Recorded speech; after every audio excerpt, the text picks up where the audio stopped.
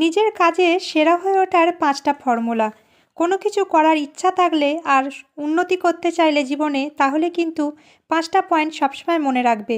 শেখো এবং কাজ করো। কোনো কিছু কাজ করার ইচ্ছা থাকলে উপায় ঠিকই বেরিয়ে যাবে। তাই প্রথমেই প্রয়োজন কাজটা শেখা আর তার পিছনে লেগে থাকা। সেকেন্ড পয়েন্ট, লোকে কি বলল সেগুলো নিয়ে মাথা ঘামানোর দরকার নেই। এটা মাথা থেকে ঝেড়ে ফেলো, লোকে কি বলবে। ৩ নম্বর পয়েন্টস, লক্ষ্য স্থির রাখো। যে কোনো কিছু করতে গেলেই লক্ষ্যটাকে স্থির রাখাটা খুব প্রয়োজন। ৪ নম্বর পয়েন্ট, নিজের চিন্তাকে নিয়ন্ত্রণ করো। অন্যকে তুমি নিয়ন্ত্রণ করতে পারবে না, কিন্তু নিজের চিন্তাভাবনাকে নিয়ন্ত্রণ করতে পারবে।